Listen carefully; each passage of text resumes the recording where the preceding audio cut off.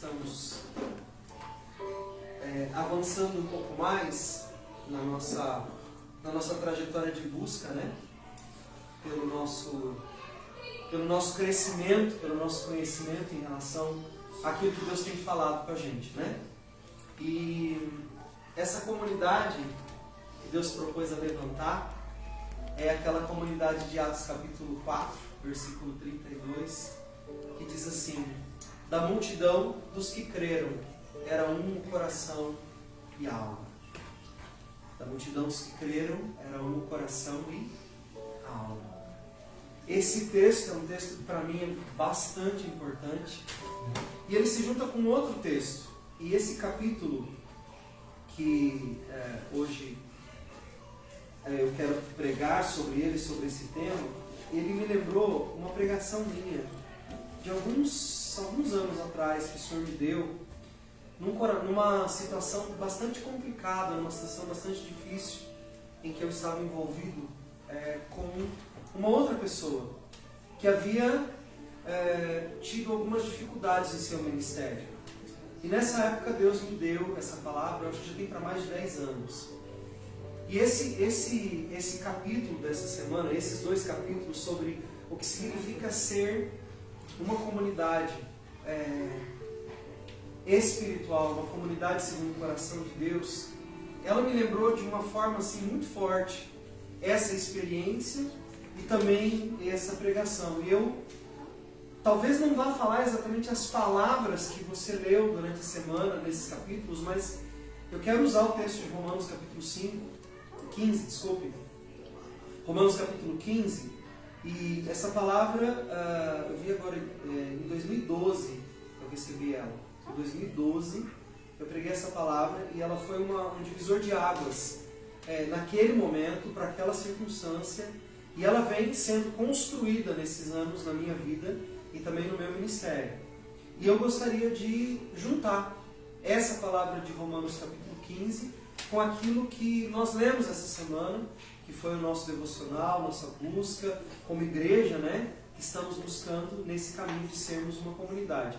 Eu, na época, dei o título para essa pregação de Um Sonho de Igreja. Por que um sonho de igreja? Porque eu acho que a igreja que consegue viver o que está descrito em Romanos 15, ela é uma igreja do sonho de qualquer pastor, ela é uma igreja do sonho do pastor maior. Ela é uma igreja que reflete o caráter de Jesus, que reflete a verdade do Evangelho, que consegue mostrar para as pessoas qual é a essência daquilo que nós cremos e da forma que nós escolhemos viver. E por isso eu acho que esse texto é tão importante, né? Em Romanos capítulo 15, eu vou ler ele e depois eu vou juntar com aquilo que eu escrevi ali. Romanos capítulo 15, na tradução da Mensagem, eu gosto dessa tradução. Tem muita gente que critica ela, tem muita gente que diz, mas não é literal. É verdade, não é literal. Mas eu acho que tem muita coisa aqui que faz a gente abrir os olhos para realidades que talvez você não abra se você ler num outro texto mais formal, né? Então eu queria que você me acompanhasse. Romanos capítulo 15, versículo 1 diz assim: aqueles que de nós forem mais fortes e capazes na fé, têm o dever de ajudar os vacilantes. E não deve-se fazer aquilo que é conveniente. Se temos força, é para servir e não para ganhar prestígio. Cada um de nós precisa se preocupar com o bem-estar alheio e sempre perguntar como eu posso ajudar. Foi o que Jesus fez. Ele não facilitou as coisas para si mesmo, evitando os problemas alheios, mas ele estava sempre disposto a ajudar. Ele dizia: assumo os problemas dos problemáticos. Assim, as Escrituras apresentam essa questão. Ainda que isso tenha sido registrado nas Escrituras há muito tempo, estejam certos que foi escrito para nós. Deus quer que seu chamado firme e permanente, combinado com o conselho caloroso e pessoal das Escrituras, nos caracterizem, não venham a nos caracterizar, mantendo-nos alerta para o que vier a fazer. Que nosso Deus fiel e imutável, pessoal, caloroso, desenvolva a maturidade de vocês, de forma que possam estar um ao lado do outro, assim como Jesus se põe ao lado de cada um de nós. Então seremos um coral, não apenas uma voz, mas a nossa vida cantará um hino maravilhoso, em perfeita harmonia ao Deus Pai, em nosso Senhor Jesus Cristo. Portanto, estendam a mão, acolham uns aos outros para a glória de Deus. Jesus fez assim, agora é a vez de vocês, sendo fiéis ao propósito de Deus. Jesus estendeu a mão aos judeus de maneira especial, de modo que as velhas promessas feitas aos antepassados se tornassem verdadeiras para eles. Como resultado, muitos foram alcançados pela misericórdia. Agora podem demonstrar gratidão a Deus. Pensem em todos os textos das Escrituras que se cumprem naquilo que nós fazemos. E aí eu posso continuar lendo o texto, mas eu quero parar por aqui. Eu não sei, talvez nos falte a capacidade de entender tudo que as palavras desse texto querem de fato nos ensinar. Talvez nos falte até mesmo entendimento sobre coisas básicas que esse texto quer dizer. Mas eu tenho no meu coração a certeza de que esse texto ele é um balizador, de que esse texto ele é um crivo, ele é uma régua, ele é um padrão, ele é um estabelecimento de uma maneira de caminhar que Jesus ensinou através dos nossos irmãos que estavam em Roma, na vida de Paulo e de seus discípulos. E a primeira coisa que ele diz assim: aqueles que de nós forem mais fortes têm o dever de ajudar os que são vacilantes. Diga comigo, aqueles mais fortes devem ajudar não somente os mais fracos, mas os vacilantes. Quem de vocês conhece um vacilão na vida? Você já conheceu um vacilão na sua vida? Uma pessoa que só dá mancada? Toda hora que você acha que a pessoa está caminhando um pouquinho melhor, de repente ela vacila. O que é um vacilo? O que é um vacilo? Escorregão. Um escorregão. Uma coisa que era já para a pessoa não fazer mais, que já era para estar claro no entendimento dela. Mas de repente a pessoa vacila. Quem de vocês gostaria de caminhar dia a dia ao lado de um vacilão? Você acha assim, nossa, Jesus disse que nunca é para a gente andar sozinho. Então eu vou escolher, eu vou andar atrás de alguém. Eu vou escolher quem para caminhar comigo? Quem que você escolhe para andar com você? Segundo os coachings do nosso tempo, né? Você tem que escolher quem? Aqueles que voam com o vento. Aqueles que estão por cima. Aqueles que são os mais maduros. Aqueles que estão correndo com os cavalos. Aqueles que estão à frente, aqueles que estão tendo sucesso. Jesus diz o seguinte: aqueles de vocês que já forem mais fortes e capazes, vejam, Jesus não está falando de perfeito, Jesus não está falando de gente que já trilhou todo o caminho, Jesus não está falando de gente que já sabe tudo que tem que fazer. O que Jesus está dizendo para nós? Aqueles de vocês que já são um pouco mais maduros, aqueles de vocês que já sabem alguma coisa a mais, têm um dever, não é uma escolha, é um dever de fazer o quê? Ajudar o vacilão. Ajudar aquele que você vive aconselhando e ele torna a fazer errado. Aquele que você vive falando de verdades mais básicas e ele continua escorregando nas verdades mais básicas. O que Jesus diz para nós fazermos com essas pessoas? Não só ajudar.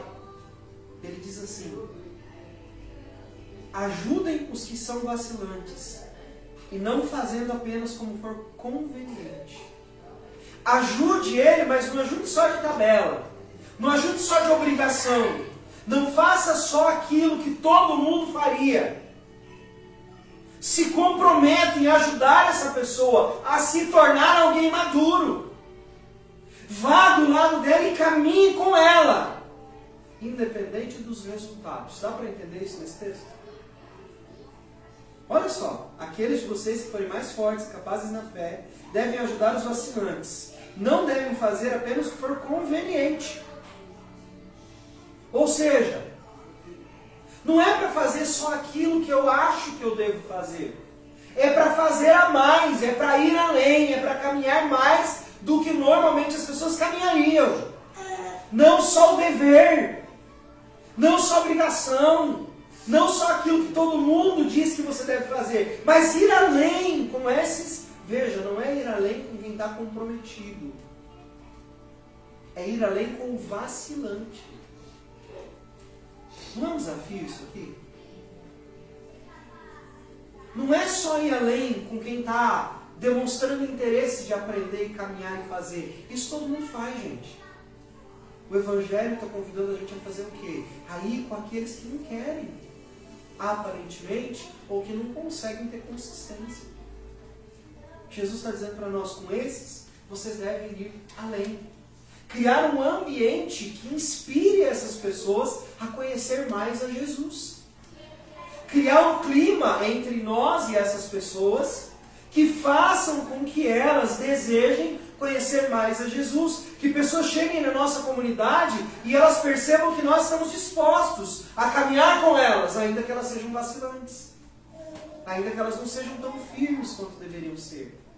Mas que há em nós disposição para caminhar com elas. Será que isso vai fazer muito sucesso nesses dias? Acho que não, né? Porque nós vivemos dias onde você deve andar do lado dos grandes, onde você deve correr do lado dos fortes, onde você deve escolher andar com aqueles que vão te trazer algum benefício, algum proveito. E o caminho de Jesus é um caminho contrário a isso. É o caminho de você dar às pessoas, mesmo que aparentemente elas não estejam conseguindo trazer um bom resultado para você ou para a tua instituição. Colha elas. Dê a elas aquilo que Jesus daria. A segunda coisa que ele diz é: se temos força é para servir, não para ganhar prestígio. Veja, aqui tem uma coisa bem importante. A comunidade que Deus propôs a levantar, de Atos capítulo 4, que é aqueles que têm o mesmo coração, não é ter o mesmo coração para ter sucesso. É ter o mesmo coração no sentido de partilhar o que sentimos, acreditamos e temos convicção de que Deus quer que a gente viva. Não é simplesmente, não, aqui todos dizem amém do mesmo jeito, quer ver? Amém, gente? Amém, gente. Não é esse tipo de falar a mesma coisa. Não é eu chegar aqui e dizer, meu irmão, minha irmã, e você sair e dizer assim, ô irmão, ô irmã. Não é esse falar igual que eu estou dizendo para você. Falar igual, falar a mesma coisa, é ter dentro de si ressoando a mesma mensagem. É olhar para o irmão vacilante e amar o irmão vacilante quando ninguém mais está disposto a amar o irmão vacilante. É servir ainda que cuidar do irmão vacilante não te traga sucesso, não te traga reconhecimento. Coisa gostosa é cuidar de quem te traz reconhecimento, não é? Você não acha que é bom cuidar de quem te traz reconhecimento? É mais gostoso. E Jesus não disse para a gente não ser reconhecido. Mas Jesus está nos desafiando aqui, olha, não é só o bem bom daí não, tá? Do Evangelho. Não é só você cuidar daqueles que vão reconhecer o seu cuidado. Mas é amar, cuidar e caminhar do lado de pessoas que talvez nunca vão ter condições de reconhecer o quanto você foi importante na vida deles. Vocês acham isso fácil? Vocês acham isso assim a coisa mais manteiguinha que tem para fazer na vida? Puxa, parece até que Deus está olhando para a gente e dizendo um monte de coisa que a gente não é capaz de fazer. Mas, gente, se o Evangelho está dizendo que nós temos força, e que a força que nós temos é para servir, e não para buscar esse sucesso que o mundo está pregando, que nós devemos ter esse prestígio, veja, a Bíblia não usa a palavra prestígio lá em Atos capítulo 2.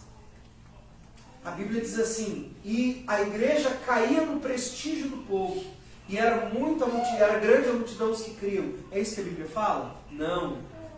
A Bíblia diz assim, e a igreja caía na graça do povo.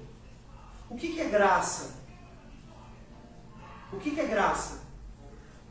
É quando você não faz nada por merecer aquilo. Mas mesmo assim aquilo atrai pessoas. Veja o que a Bíblia está dizendo. Que a igreja dos primeiros dias não estava fazendo algo e por isso as pessoas estavam se aproximando dela. Não. A Bíblia diz que Deus derramava sua graça sobre a igreja. Ou seja, acontecia na igreja coisas que as pessoas não mereciam. Aquele povo era um povo que estava vivendo o que não merecia. E por estar vivendo o que não merecia, Deus acrescentava pessoas dentro daquele ambiente, para que também experimentassem a mesma coisa. Gente, aqui é o lugar de experimentar coisas que nós não merecemos viver. Quem de vocês é tão justo que merece viver o perdão? Quem de nós é tão correto que não tenha nada do que ser acusado? Quem de nós é tão bom que não tenha maldade nenhuma dentro de si? Nenhum de nós. Mas a Bíblia está nos dizendo algo. A graça de Deus é derramada sobre a igreja e ela vai fluir algo que a igreja não é capaz de fazer sozinha. Mas é um derramar de Deus. E esse derramar de Deus atraía pessoas. Você entende qual que é a chave para qualquer igreja se tornar aquilo que ela precisa ser? Não são os métodos, mas a graça de Deus. É a graça de Deus derramada, é o favor de Deus derramado sobre a igreja que vai fazer as pessoas se entenderem e experimentarem esse mover de Deus. E é para a gente entender isso, a gente precisa olhar para a Bíblia. E entender que essa graça que era derramada era uma coisa incomum de se ver, que se via acontecendo na igreja. E no capítulo do livro ele fala muito sobre encontrar Deus nesses ambientes de acolhimento e de adoração. Onde as pessoas adoram a Deus. Onde as pessoas se reúnem para orar. Ele começa o capítulo descrevendo que ele sentiu uma vontade imensa de chamar seus parentes para uma reunião de quê? Reunião de quê, gente? Reunião de jogos? Reunião de conferência para saber quais os princípios elementares do crescimento do reino? 5 características importantes para a sua oração ser ouvida por Deus? É disso que era a reunião? Não, ele diz assim, nós nos reunimos para adorar a Deus. E nós fomos abençoados, edificados. Deus falou conosco, aquele ambiente ficou gostoso de viver. E aconteceu o quê? Deu vontade de fazer de novo. Deu vontade de estar lá de novo. Ah, porque a casa era confortável? Não! Porque a presença de Deus através da comunhão foi tão boa que eu quero experimentá-la de novo. Que comunhão boa é essa que atrai as pessoas? Não é o que eu faço, não é o que você faz, mas é o que nós permitimos que Deus opere na vida das pessoas através de nós e da comunhão que nós dedicamos ter a elas, debaixo de um ambiente de muita unção e de vida. É num lugar onde as pessoas entendem que se elas têm recebido de Deus força, elas estão então aptas a servir o outro. A gente faz o nosso momento de comunhão lá atrás, depois, né, que acaba o nosso culto. Eu acho muito legal. Às vezes alguém senta e aí o outro que está lá vendo, pode ficar sentado, vou servir você. Vai lá e serve a pessoa. Claro que não é só isso, não, gente, não é só isso. Mas vocês não acham que isso é legal? Quando alguém serve você? Não é gostoso você sentar e só aproveitar alguém servindo alguma coisa para você? Não é gostoso? Onde vocês já foram num bom restaurante alguma vez na vida? Né? Como é que é ir num bom restaurante? Você senta e os garçons te trazem, senhor, senhora, né? Te trazem pratos quentes. Às vezes olham na tua frente, o que ele deixou já está frio. Ele nem te pergunta, ele já tira o que está frio e traz alguma coisa quentinha de novo. E pergunta, você quer mais alguma coisa? Você não se sente o imperador de Constantinopla? Né? O grande rei, a grande rainha? Não dá um negócio assim, você diz assim, eu quero tal coisa. Você se sente a última Coca-Cola do deserto, né? A última bolachinha do pacote. Tudo isso, por quê? Porque nós fomos, de alguma forma, honrados, servidos. Não é bom ser servido? Não é bom ser honrado? Não é gostoso quando alguém faz isso por você? Você já imagina quando alguém te serve com riquezas espirituais? Quando alguém te serve com princípios da palavra de Deus que enriquecem o teu caminhar e que mudam a forma de você encarar a vida? Não é gostoso quando alguém te serve com perdão quando ninguém mais te perdoaria? Não é gostoso quando alguém te serve com um abraço, quando todo mundo se afastou de você? Você não acha tudo isso gostoso? Essas coisas não te abençoam? Essas coisas não te edificam? Essas coisas não te transformam como alguém que está vivendo algo que não é comum? Isso é o Evangelho do Reino e essa é a comunidade que Deus se propôs a levantar. Uma comunidade que vive isso na sua prática diária, que serve uns aos outros, que pergunta como vai você. Quantos de vocês, não precisa levantar a mão, mas agora eu queria evocar essa lembrança. Quantos de vocês essa semana lembraram de mandar mensagem para alguém? de mandar um versículo para alguém, ou lá no seu momento de oração, você orou por alguém da igreja, você abençoou a vida de algum irmão nosso que você sabe que está passando por um momento difícil. Nós tivemos lá no começo da semana um motivo de oração, e eu sei que muitos de vocês oraram, e as nossas orações não só fazem sentido, mas elas tiveram efeito. Não é bom você viver isso? Isso é uma forma de servir. Não é gostoso você vir para a igreja, ter um ambiente legal, e você poder compartilhar a sua semana, a sua vida, ou como está sendo para você? Não é gostoso compartilhar o crescimento das pessoas?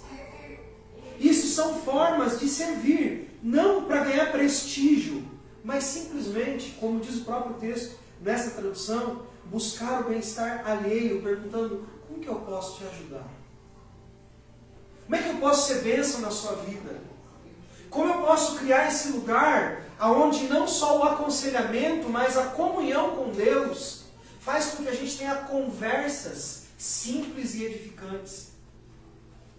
Quantas vezes eu tenho ouvido de vocês e de todos aqueles que fazem parte da nossa comunidade, às vezes no final do culto: puxa, pastor, hoje você falou uma coisa que mexeu fundo no meu coração. Aquilo, nossa, eu percebi que eu preciso melhorar nessa área.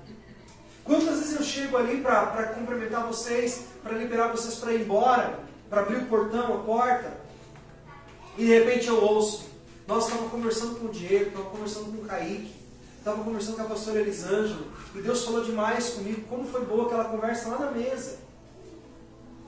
Ambientes transformadores, mas é o ambiente que faz isso? Não! Quem faz isso somos nós, através do nosso coração disposto a ser a comunidade que Deus propôs a levantar, que se importa de verdade com o outro, a ponto de servir o outro naquilo que é a sua necessidade, naquilo que é a necessidade do outro, não aquilo que eu quero fazer.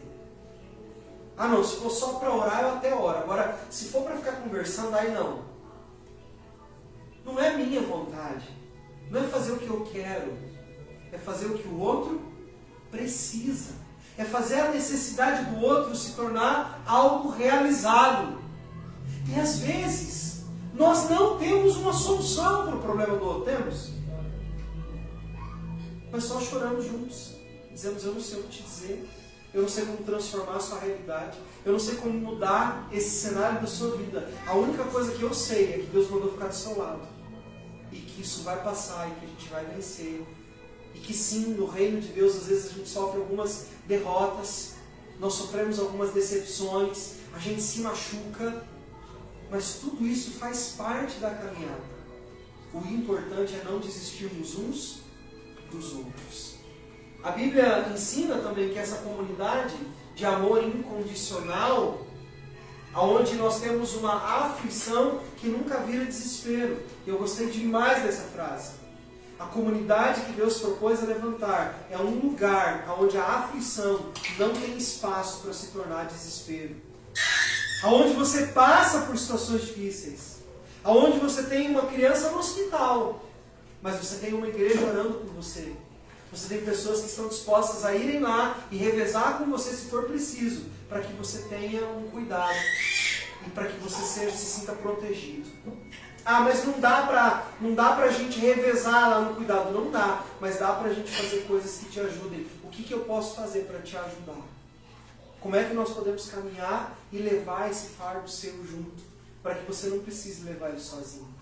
Como é que nós podemos ser irmãos de jugo? Como é que o nosso jugo pode se tornar igual nessas circunstâncias que você está vivendo? Como eu, enquanto igreja, posso abençoar e servir você naquilo que você não está sendo servido, naquilo que te falta? Eu gostaria de te servir. Como é que a gente pode fazer isso? São nesses detalhes, são nessas coisas pequenas que nós podemos fazer crescer o amor de Deus e manifestar o Evangelho na vida uns dos outros. Tem uma outra coisa que ele escreveu e que eu achei bem interessante, é que nessa comunidade não é a nossa força, mas a nossa fraqueza. Olha que interessante. É a fraqueza e não a competência que nos faz ser aqueles que levam o outro adiante. Você conhece algum outro lugar do mundo onde a sua fraqueza tem valor? no seu trabalho, suas fraquezas são um valor? Se você demonstrar no seu trabalho suas fragilidades e sua fraqueza, o que normalmente acontece com você? Como disse Roberto Justus, você está demitido. Né? Se você demonstra uma inaptidão para aquela função, as pessoas vão te avisando, mas daqui a pouco elas fazem com você. Vai procurar outro lugar, porque esse aqui não é para você. Você não está apto, você não está preparado. Na Bíblia, nós vemos o contrário. Pessoas inaptas, aflitas, pessoas que não têm condições, são levantadas para caminharem ao lado de outras pessoas e levá-las a lugares ainda mais altos, a lugares ainda maiores. Me parece que realmente é um reino invertido.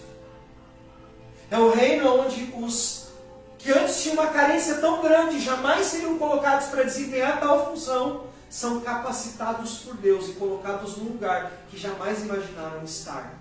Porque ali no reino de Deus existe um lugar para aqueles que se consideram incapacitados e incompetentes o suficiente para que Deus manifeste através deles a sua graça e faça coisas que eles não conseguiriam fazer sozinhos. O reino é um lugar onde a nossa inaptidão se transforma em algo valoroso nas mãos de Deus, que é transformador na vida dos irmãos. Quando eu olho para esses textos, eles me motivam a entender que o nosso chamado é para ser esse tipo de comunidade. Não uma comunidade que simplesmente ignora os problemas e as barreiras, mas que os supera juntos, olhando para o outro na sua dificuldade e assimilando essa dificuldade, não como algo que eu não sou capaz de conviver, mas sim como algo que Deus está me convidando na vida do meu irmão a superar junto com ele, para transformá-lo em um testemunho vivo do Evangelho. Eu vejo isso acontecendo na Bíblia o tempo todo. As faltas que nós admitimos se tornando sucessos e esperanças nas mãos de um Deus que sabe transformar realidades. Aquilo que você imagina que você não pode, de repente Deus te levanta e diz sim, você vai fazer. Através dessa comunidade. Aquilo que você não tem possibilidade, essa comunidade cria possibilidades de você viver, porque essa comunidade está envolvida com a sua vida. Nós já fizemos casamentos que não tinham condições de serem feitos. Nós já fizemos outras coisas que não tinham condições de serem feitas. E por que nós fizemos isso?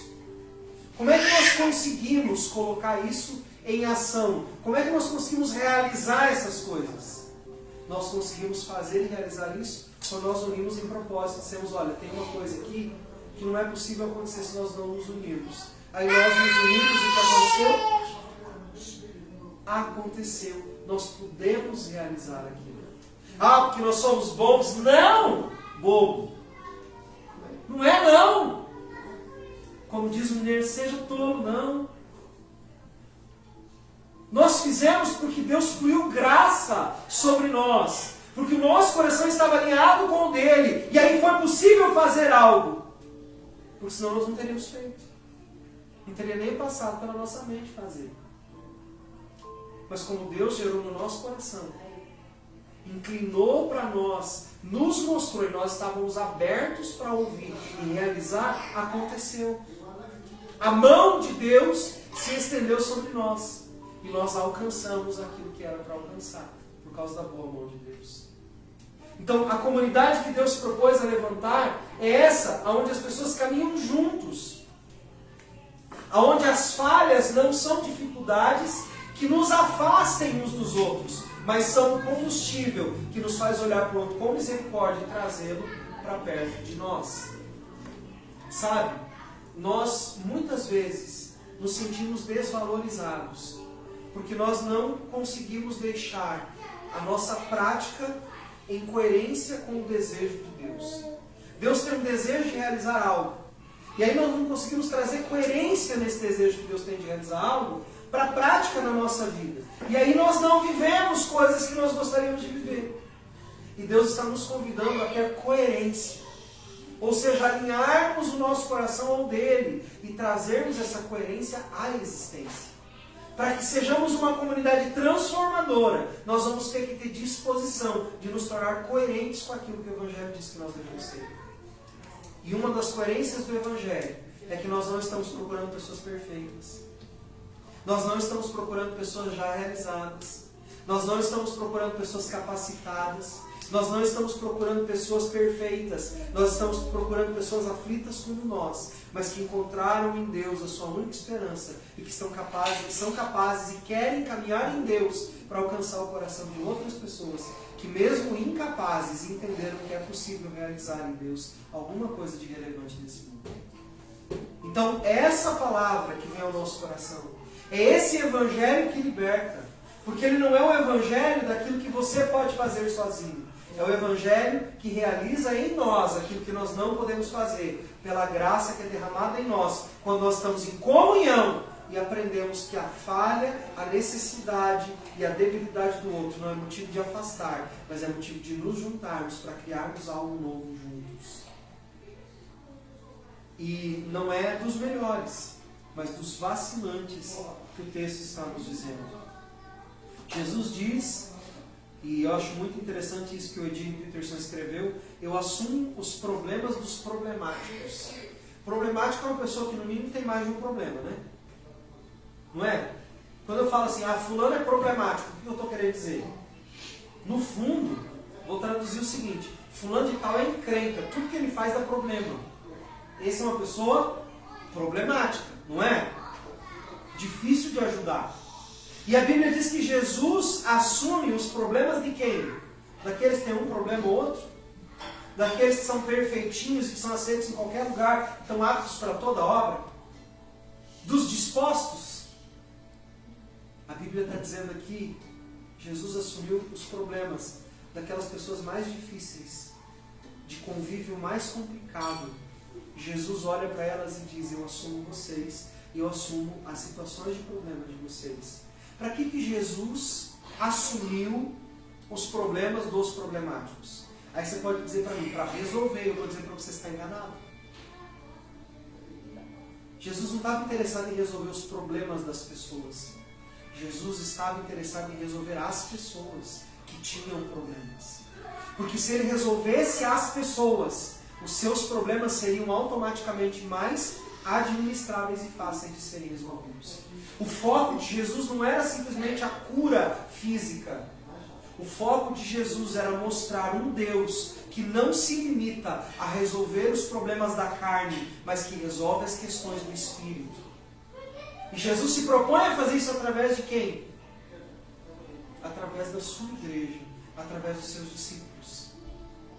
Jesus comissiona os discípulos e diz assim, vão e anunciam o Evangelho aonde? Só nos lugares que ouvirem vocês? Ele diz, não, vocês vão falar nos lugares e eles não vão ouvir vocês. Aí vocês simplesmente deem para cumprir a missão de vocês e saiam para outro lugar. Mas saiam anunciando o Evangelho em todos os lugares que vocês forem. Ofereçam transformação a todos os lugares possíveis, aonde as pessoas ouvirem vocês, que elas ouçam vocês através do testemunho que vocês vão dar de quem vocês são em mim, de quem vocês se tornaram em mim. Resolvam a vida de vocês encontrando alguém. Eu acho muito interessante que algumas pessoas chegam para Jesus com questionamentos muito existenciais. Algumas pessoas chegam para Jesus falando sobre o sentido da vida. E Jesus, em poucas palavras, resolve a questão delas. Não dos problemas do seu dia a dia. Por exemplo, Jesus não resolveu o problema de impostos a serem pagos de todas as pessoas que se aproximaram dele. Jesus não resolveu todos os problemas de cidadania de todas as pessoas que estavam perto dele. Jesus não resolveu todos os problemas familiares de quem estava perto dele. Mas Jesus resolveu todos os problemas de salvação de todos aqueles que se aproximaram dele e aceitaram que ele podia salvá-los. Jesus não quer nos salvar dos nossos problemas. Jesus quer nos salvar. Olhe para quem está perto de você e diga assim, isso é uma chave para nós vivermos. Isso é uma chave. Jesus não quer resolver todos os seus problemas. Pode falar. Jesus não quer resolver todos os seus problemas. Ele não está interessado em resolver todos os seus problemas. E agora olha para a pessoa que está do seu lado e diga, mas a maior verdade que eu posso te dizer nessa noite é que Ele quer resolver você. Amém?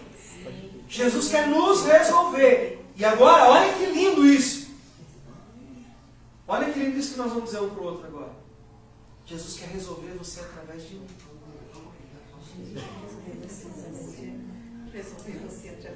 Não é resolver os teus problemas. É resolver quem você é, através de quem o seu irmão é. Porque lembra Atos capítulo 4? O que ele diz?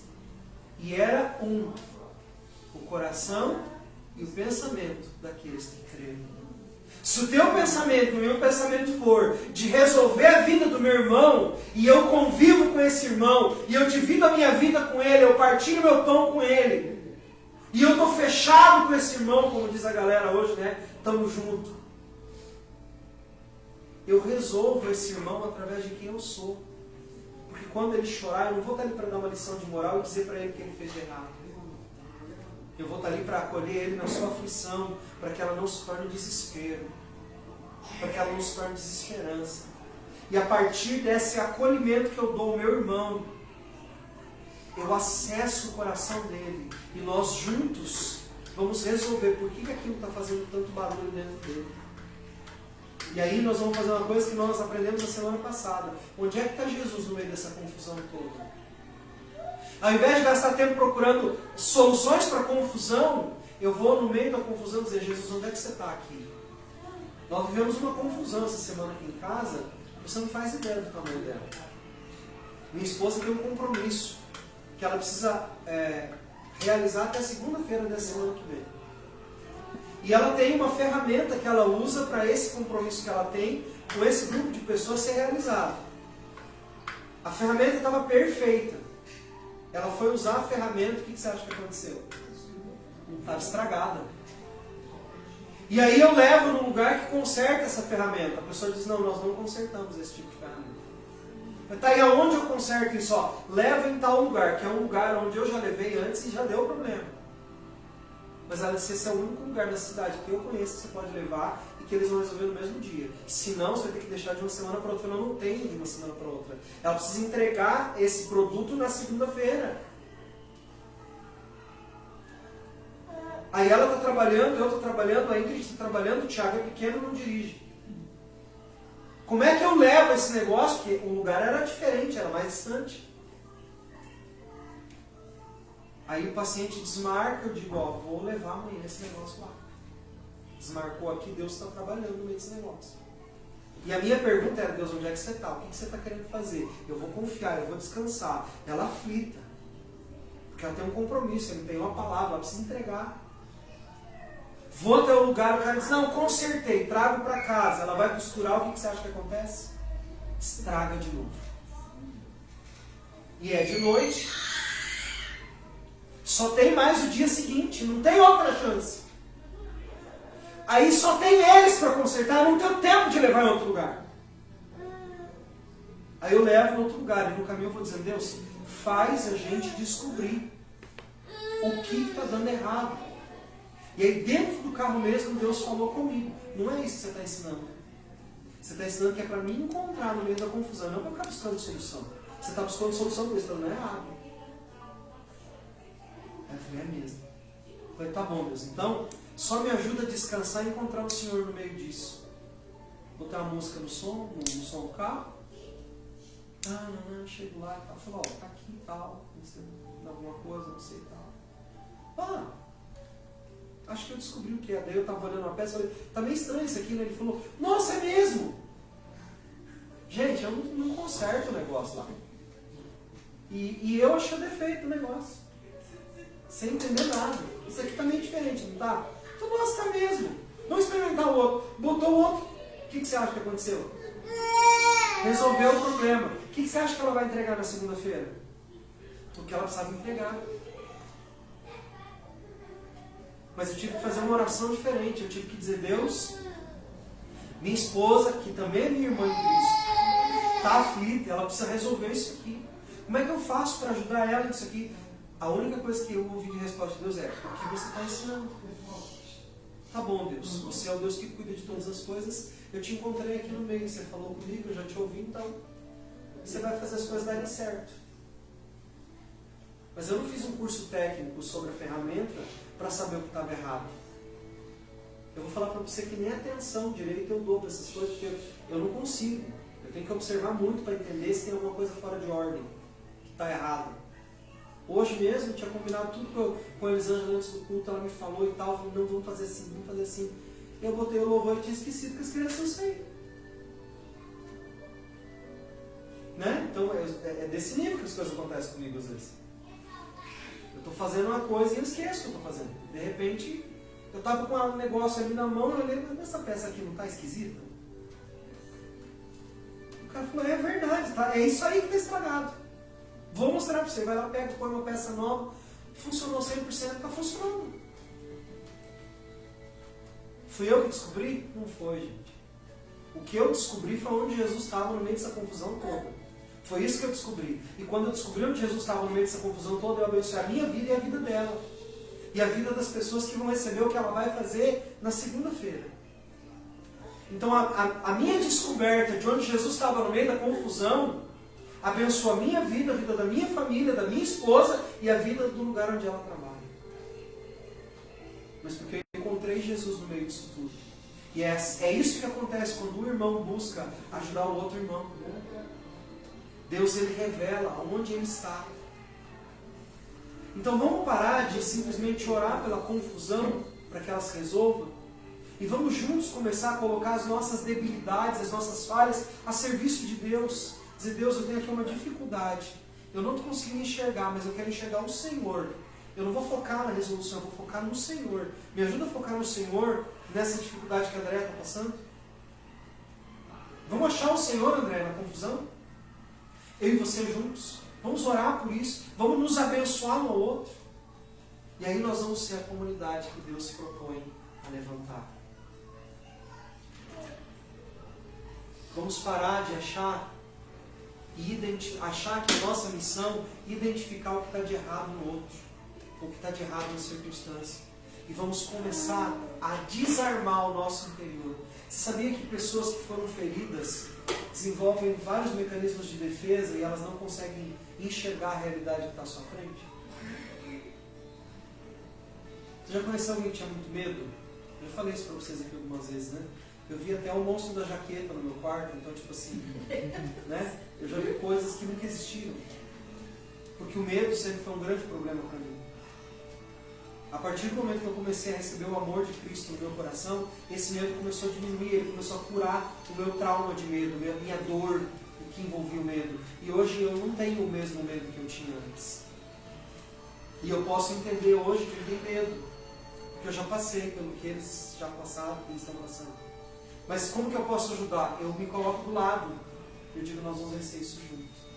A comunidade que Deus se propôs a levantar é essa comunidade que está junto com o outro, nos seus medos, nas suas dificuldades, para desarmar suas trincheiras e nos colocarmos a serviço de Deus, para que a gente se encontre junto, mesmo na nossa fraqueza. O destino de todos nós, em Deus, é sermos essa comunidade que Ele se propôs a levantar. E eu oro para que nós possamos entender isso e viver isso como comunidade de fé que nós somos. A somarmos um com o outro nas descobertas que o Reino nos propõe a caminhar, mesmo andando em fraqueza, para que a fraqueza do nosso irmão não se transforme em desespero, para que a sua aflição não se torne desespero. Esse é o papel da comunidade que Deus propôs a levantar. Amém? Vamos orar por isso? Vamos pedir a Deus que Ele nos ilumine, que Ele nos guie, que o nosso caminho seja claro na descoberta do que Ele espera de nós? Vamos orar por isso? Queria convidar você a fechar os teus olhos. Queria que você pudesse, em nome de Jesus, desprender o seu coração de tudo aquilo que pode estar prendendo.